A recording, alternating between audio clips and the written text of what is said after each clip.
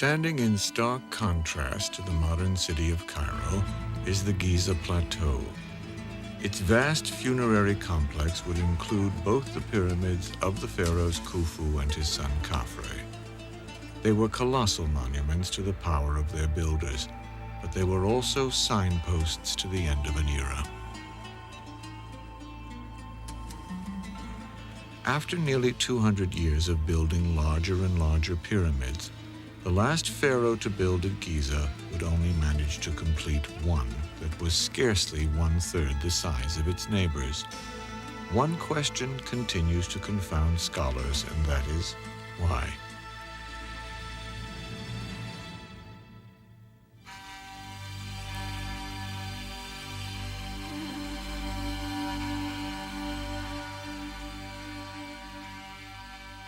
It was the year 2532 BC that ushered in the rule of the pharaoh Menkaure. He would become the fifth in a family line of rulers to inherit the throne during what was called the Fourth Dynasty. The son of the pharaoh Khafre, Menkaure probably inherited a kingdom where the colossal building projects of his grandfathers had tested the limits of royal authority. The 5th century BC historian Herodotus chronicled in Greek that for 106 years Egypt had been in great misery because its temples had been shut by Khufu and Khafre to make more time for work. Disapproving his father's deeds, Menkaure is said to have reopened the temples and let the people worship freely once more. The stone portraits that the pharaoh Menkaure had carved of himself are thought to symbolize his good nature. Here he stands alongside his favorite of 3 wives.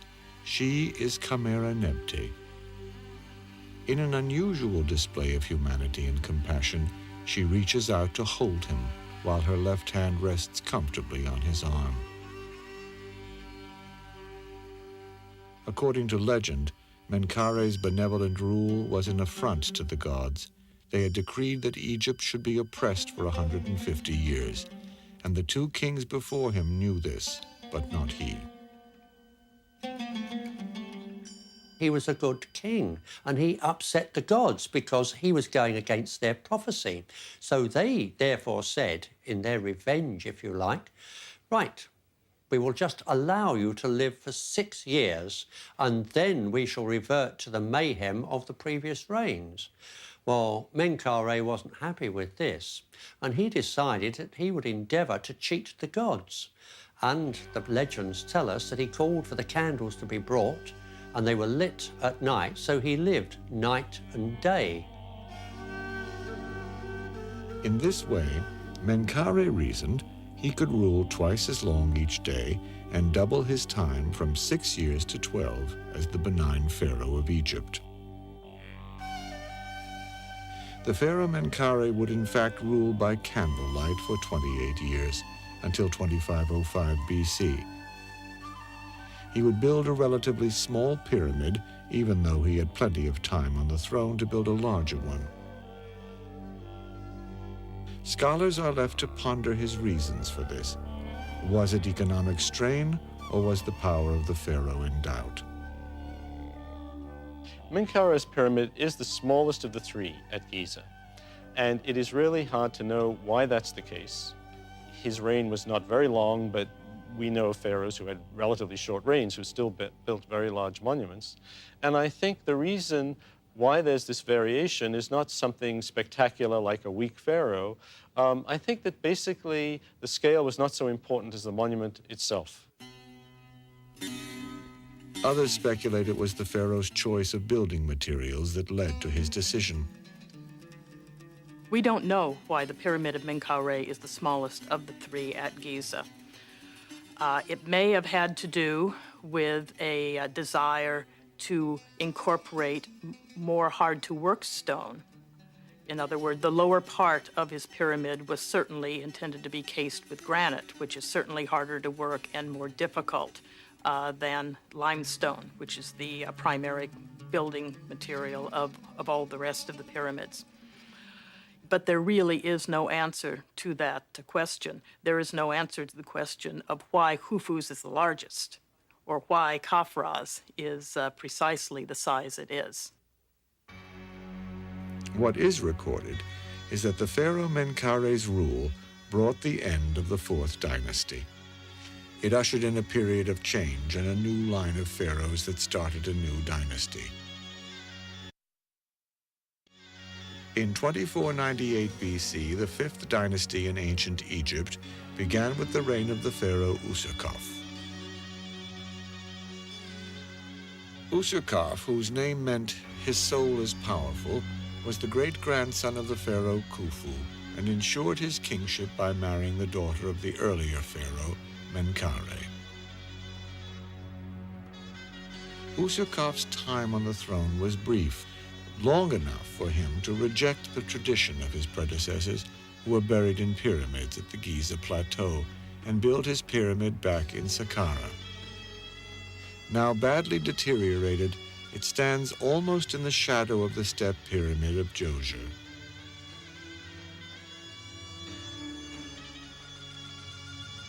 The pharaoh Userkaf would also begin a religious cult that worshipped only the sun. The temple he built for this worship has long since been destroyed, but scholars have pieced together its description from the legacy of solar temples that would follow. The Sun Temple of Userkaf, like the others, consisted of a ben-ben or obelisk, the symbol of the sun, which sat on a podium, and in front of it was a large courtyard with an altar or offering place.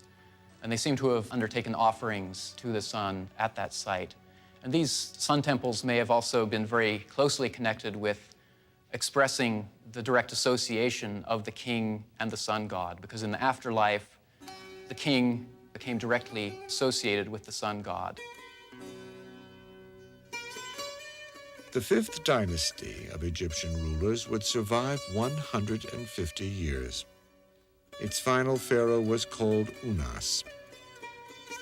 He followed his immediate predecessors by also building at Saqqara. He named his pyramid the pyramid which is beautiful of places. And while the outside of his pyramid has badly deteriorated, the interior still holds the first words written on the walls of pyramids. These were the pyramid texts.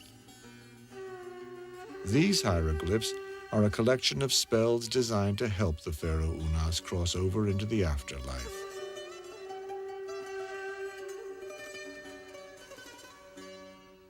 From words formed in stone, these instructions were collected by ancient scribes and written on papyrus.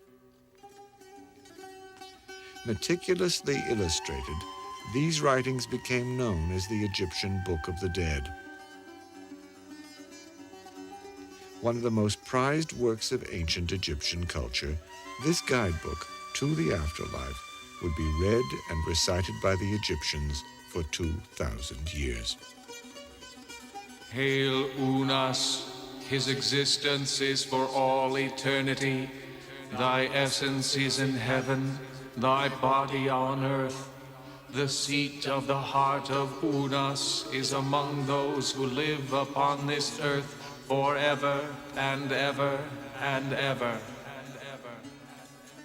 The fifth dynasty ended here, and with the demise of the pharaoh Unas in 2345 BC, there followed the sixth dynasty and a pharaoh whose name was Pepi. A small alabaster statue of Pepi reveals that, like earlier pharaohs, he would have the hawk god Horus associated with him. Here, however, the bird stands aloof and detached on the back of Pepi's throne. Interestingly, this most central of gods seems to be looking away from the pharaoh. Inscriptions from Pepi's reign record that Pepi's upper class was gaining wealth and becoming influential. His absolute rule from Memphis was becoming unstable. His kingdom was heading for disaster. This bronze statue of Pepi I depicts him in the twilight of his 50-year reign. When he died in 2283 BC, he would be succeeded to the throne by his son Pepi II. a boy only 6 years old.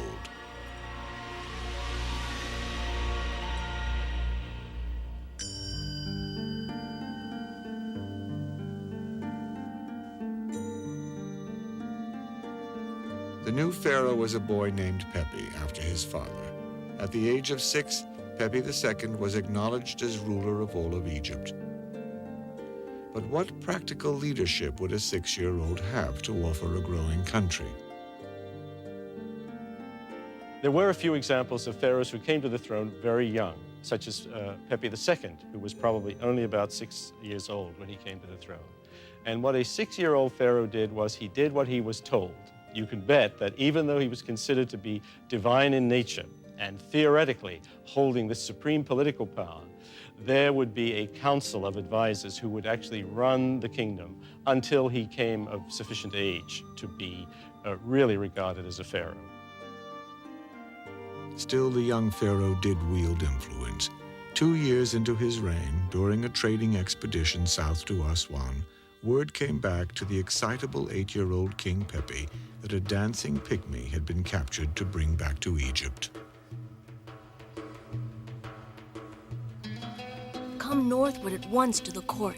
You must bring the dwarf alive, sound, and well to rejoice and gladden the heart of the king of Upper and Lower Egypt. When he comes down with you into the ship, appoint reliable people who shall take care lest he should fall into the water. If you arrive at the court and the dwarf is with you alive and well, my majesty will make you many excellent honors. Even a child pharaoh would be treated with enormous respect, and certainly any requests he had, people would try to put them into effect and would record them, because from their point of view, he is already manifesting the divine aspect of a pharaoh. And even though in the real world of politics, they're keeping a tight hold on things, in terms of his personal life, they're certainly going to interpret it as a manifestation of the divine aspect of rulership and to indulge him in what he wants. During the childhood reign of Pepi II, at the end of the 6th dynasty, pharaonic authority disintegrated. There is evidence that various administrators declared themselves independent. From what written evidence we have, it appears a sort of feudalistic regime was established. The nobles are full of misery, and the low classes are full of joy. Gold, lapis, silver, and turquoise hang on the necks of slave women, while ladies walk the streets wrapped in rags. He who once did not even possess sandals, today is the master of treasure. Control moved away from Memphis. The king depleted his treasury, bestowing gifts on his nobles, and with the death of Pepi II in 2180 BC, the kingdom of Egypt collapsed. For more than 1,000 years, the desert-backed cliffs of the Nile Valley had given shelter and protection to the Egyptian civilization that had flourished here. By the year 2180 BC, the ancient Egyptians had brought about magnificent achievements in arts, science, and technology. This period, called the Old Kingdom in ancient Egypt, became the yardstick by which all later Egyptian achievement would be measured. Surrounded by natural splendor and man-made wonders, historians suggest that the Egyptians had become complacent. Now, a process that had begun with the reign of Pepi II, the pharaoh who inherited Egypt's throne as a child, led to a breakdown of the country in 2184 BC. A period of transition followed that lasted 40 years and 4 dynasties.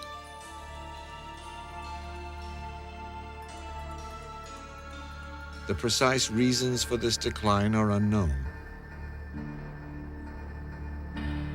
The ancient writings are quiet about this shadowy period, save for a poem that has partially survived on papyrus. See now, things are done that never were done before. The king has been robbed by beggars. See, one buried as a hawk is. What the pyramid hid is empty. See now, the land is deprived of kingship by a few people who ignore custom.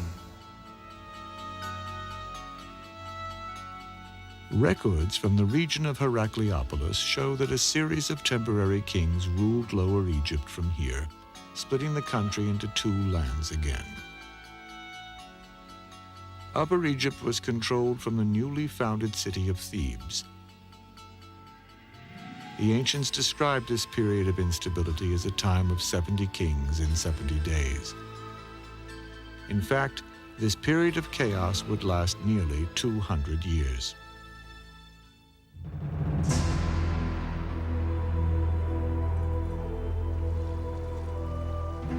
Out of the collapse of the Old Kingdom, there emerged the figure of a king again. This was Mentuhotep, the first to reunify all of Egypt. Mentuhotep referred to himself as uniter of the two lands, and the first part of his reign saw fighting and military campaigns aimed at crushing any cities that dared revolt against his rule. Mentuhotep I is really one of these very dynamic rulers of Egypt, really one of the greatest pharaohs, because he comes at a time when Egypt was divided internally, politically fragmented. And during his reign, he succeeded in reunifying Egypt and laying the groundwork for this period during which Egypt again becomes highly organized and centralized, and the kingship becomes very powerful. The pharaoh Mentuhotep ruled from Thebes, which was now the capital city, and a site that would one day be known for its temples of Karnak and Luxor. Even in Mentuhotep's time, this was a large and powerful city. The ancients referred to it as the city of 1,000 gates. As a building project, it reflected the stability and prosperity that Egypt once again enjoyed under the pharaoh Mentuhotep.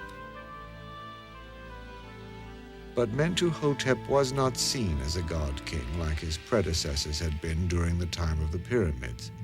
To reflect this, he would erect a new style of mortuary temple for himself before an impressive backdrop of cliffs here in ancient Thebes, at a site named Dar el-Bahari. The complex was dug into the rock, a blend of traditional mastaba and pyramid of a god. This style of tomb building oddly confirms the power of Mentuhotep's rule. He was a half-divine and half-mortal leader. Underneath the temple, a larger-than-life-size stone statue of the pharaoh Mentuhotep was found. He is seated and depicted in his Hebsed robe, the robe he would have worn at the festival of his renewal. Nearby was uncovered an inscription of his queen named Kawit. Here she is depicted eternally having her hair arranged by a servant. Another artifact from the tomb depicts the princess Ashed, relaxing as she enjoys the fragrance of a lotus blossom. Such scenes underline this period of peace and stability, a period that would continue under a pharaoh who would change the way Egypt viewed its rulers forever.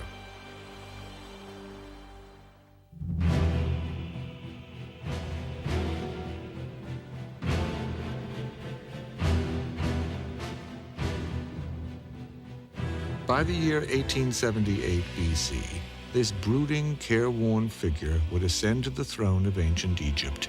He was Sesostris III.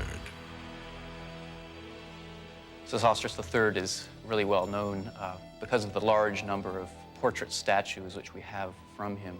They're very vivid and tend to present an image of the king as possibly taking the role of kingship very seriously, interested in presenting his image as a wise and careful ruler who is really concerned with maintaining the strength of the kingship. His name meant man of power. But he was unlike earlier pharaohs whose portraits portrayed them as gods. The statues we have of the pharaoh Sesostris III depict a natural and realistic face. Sesostris III is very much remembered as a pharaoh who had a strong interest in the military, and particularly his activities in Nubia testify to his interest in extending the power of Egypt and maintaining its borders. During his reign, Sesostris III extended and expanded a system of mud brick fortresses which the Egyptians had established in Lower Nubia, now northern Sudan. From here, he could acquire building materials and extend the influence of Egypt into this frontier. The area of Upper Nubia during that time was the center of a very powerful culture which we know as the Kerma culture. Sesostris III really was interested in maintaining Egypt's border against the Kerma culture. Much of the wealth he secured during his Nubian campaigns was marked for use in building temples in Egypt. Here in the capital city of Thebes, he erected an elaborate temple, which has since been destroyed, that was dedicated to the god Mantu, the ancient Egyptian lord of warfare.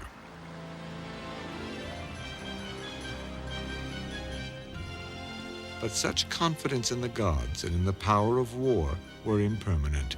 Within 200 years, the proud people of Egypt would be quietly invaded. Egypt would again become a land of turmoil.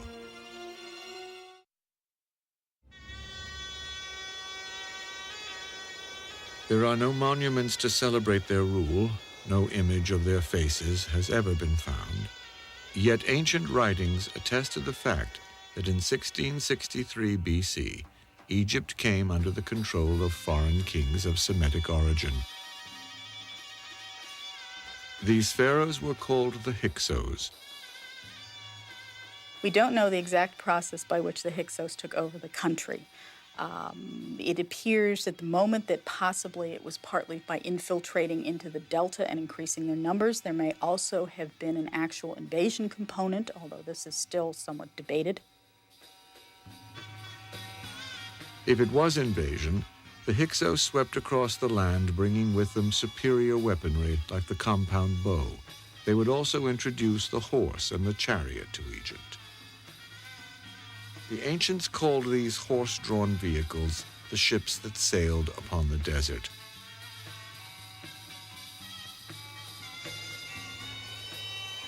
There is evidence that the Hyksos used these to plunder the cultural and political center of Egypt, Memphis.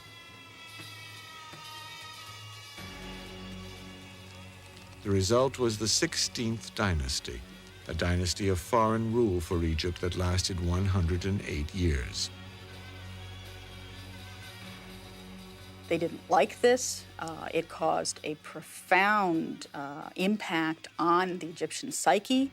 And when the Egyptians roared back with control of their country, they seem to have driven the Hyksos out with what I can best characterize as a never again attitude. They did not like being controlled by foreigners, and they did not want it to happen again. With the foreign kings expelled, the Egyptians looked within their borders and witnessed the start of a new kingdom. It would begin here in the ancient city of Thebes.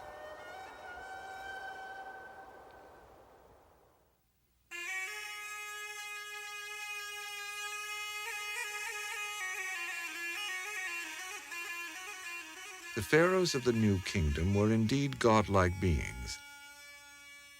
Their immense monuments and temples have left an imprint on the face of Egypt that has survived for 3 millennia. This new kingdom marked the beginning of the 18th dynasty, or family line of pharaohs. It started in 1570 BC with the pharaoh Ahmose. A mosaic from his time depicts him in a ritual bath or purification ceremony.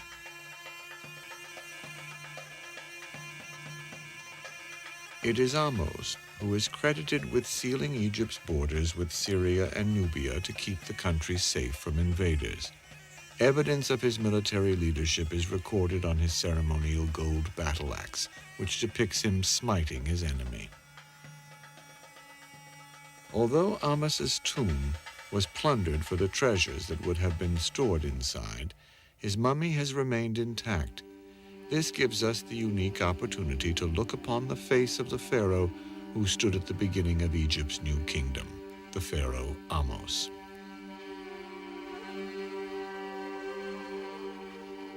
The face of a successor, Thutmose I, has also survived in its mummified form. Thutmose I would come to rule Egypt in the year 1535 BC. Although his reign was short and lasted only 6 years, the pharaoh Thutmose I is credited with a set of brilliant military campaigns that pushed the southern frontier of Egypt farther into the mineral-rich lands of Nubia than any pharaoh before him.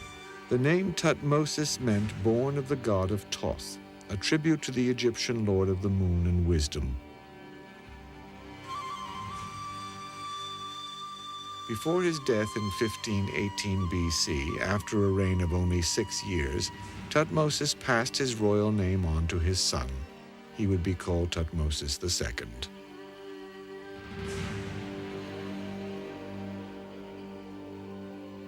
The Egyptian royal families were the only Egyptians to encourage marriage between brother and sister.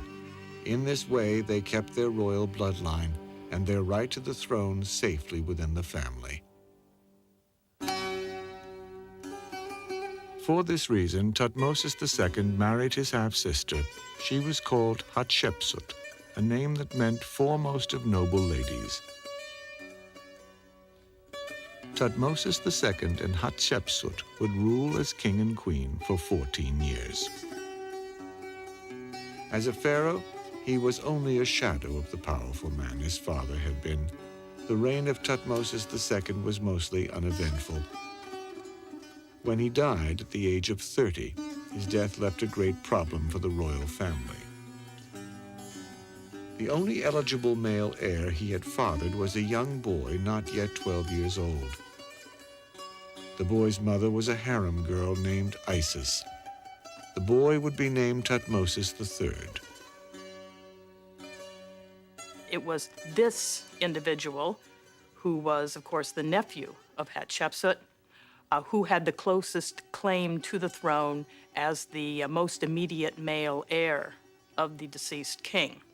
However, apparently because he was fairly young, Hatshepsut was able to have herself installed as a regential figure and to rule in a co-regency with him for over 2 decades.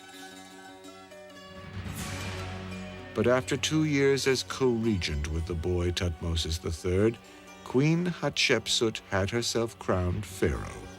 In 1498 BC, she became ruler of Egypt, the richest and most powerful country on earth.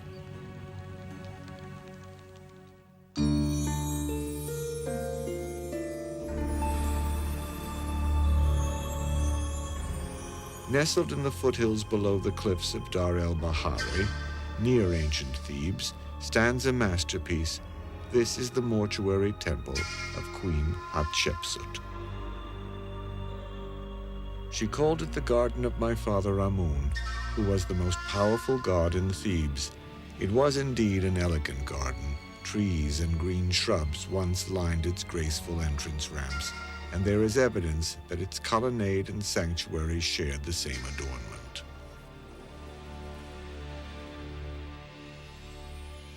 More than a temple, however, it was a propaganda machine that Hatshepsut used to underscore her right to the throne.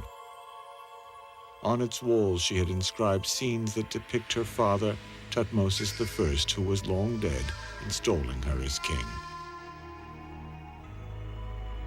Many of the scenes we have from Hatshepsut's mortuary temple at Dar el-Bahari present in kind of very idealized ways the nature of her kingship and really attempt to strengthen her claim.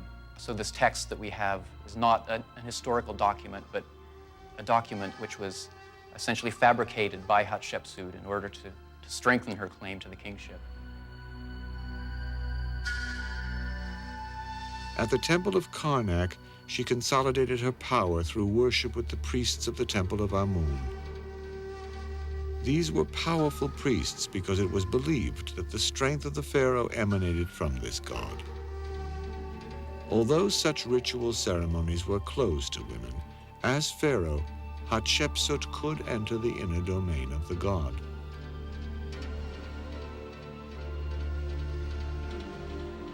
Outside the temple, she commissioned the building of a spectacular obelisk to commemorate her relationship with the god of the sun.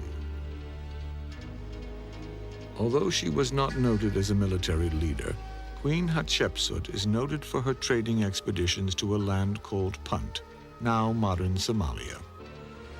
Such affairs were administered for the pharaoh Hatshepsut by a common man named Senemut. Senemut seemed to have been at Hatshepsut's side for much of her life, and statues of him depict him carefully holding or teaching Hatshepsut's daughter, the Princess Neferu. In Senemut's time, close connections like these led to rumors suggesting that he owed his good fortune to intimate relations with the queen. Off to the side and deep below Hatshepsut's temple complex, Senemut built his tomb. The fact that it was constructed so close to the queen's temple is another factor that fuels the speculation about their possible love affair.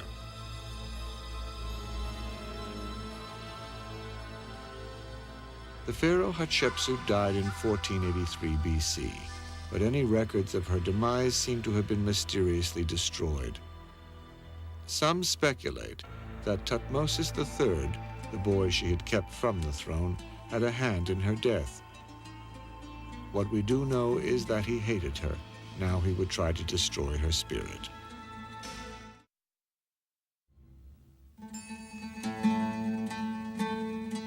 He waited nearly 20 years to take his rightful place as the pharaoh of all of Egypt. For nearly 20 years, he was kept in the background, appearing to worship the queen who had usurped him. This was Thutmose III, the boy who had inherited the throne only to see it taken from him by his caretaker, Queen Hatshepsut. With the death of Queen Hatshepsut, Thutmose III came into his rightful inheritance. In 1504 BC, he would become the celebrated pharaoh of Egypt's 18th dynasty.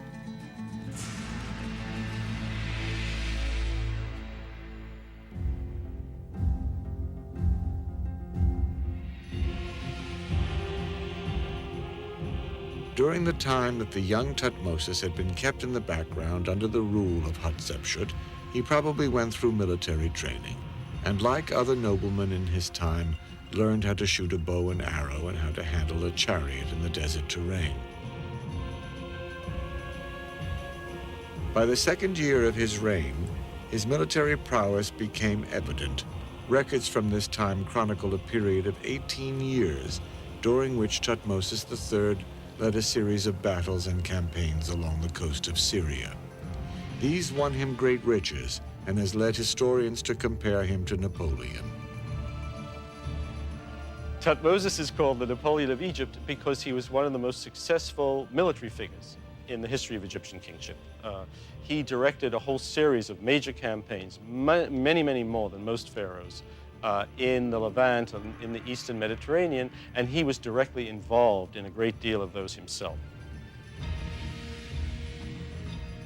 Of the many temples that were embellished and expanded with the spoils of Thutmose III's military campaigns, none was more dazzling than the work he did at the Temple of Karnak in the ancient city of Thebes.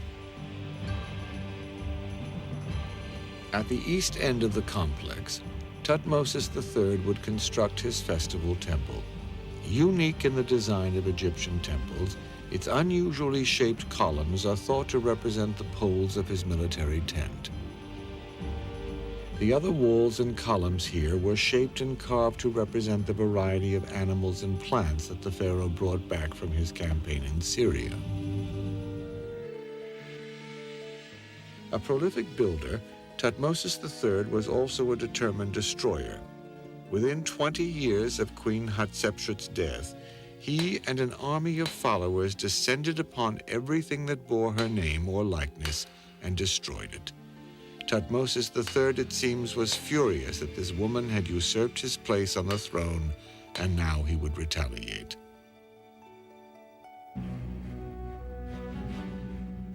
The statues in her temple were destroyed.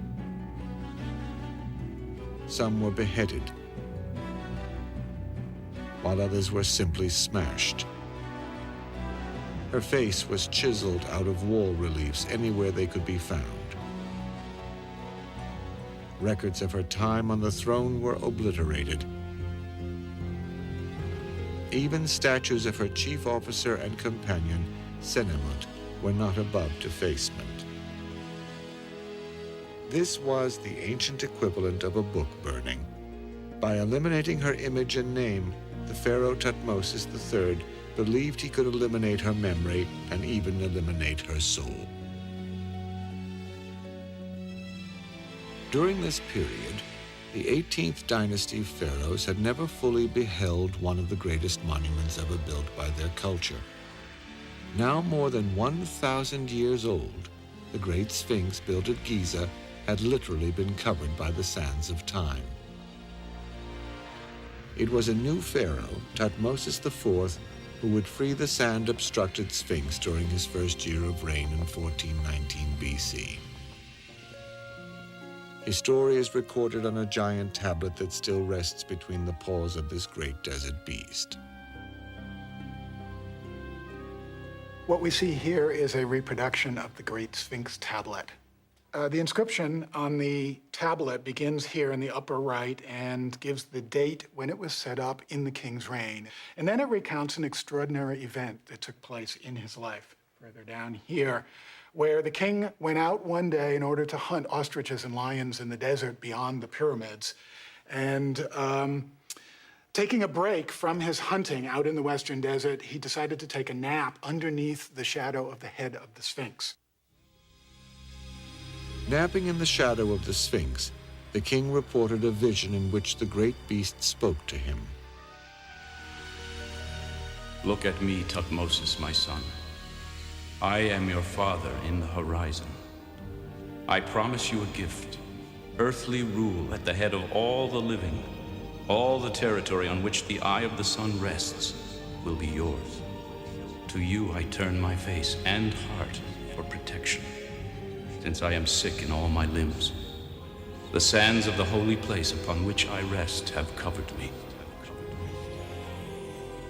And if you take care of my image, clear it away, tidy it up, and build a small shrine to it, then I shall cause you to become not only a king of Egypt, but one of the greatest kings that Egypt has known. Thutmose IV reigned over a stable and prosperous Egypt for 33 years. But it was the sand-clearing operation he carried out here that seems to have been his greatest achievement. What followed was a time of opulence. For 100 years, Egypt would bask in an abundance of gold and riches. The ancient Egyptians would witness an outpouring of artistic talent and devotion to a pantheon of gods. But in the midst of this period of peace and ostentation, Egypt would be plunged into a crisis. It began under a strangely distorted figure of a man who would soon rise to power as pharaoh. When our story continues, find out who this pharaoh really was and how he came to be called a heretic. Discover the intrigue of Cleopatra, the pharaoh who was also a seductress, and how she met her tragic end. Gaze upon the face of the pharaoh who built the most elaborate temples the world has ever seen. Walk among the men and women of Egypt who were the greatest pharaohs.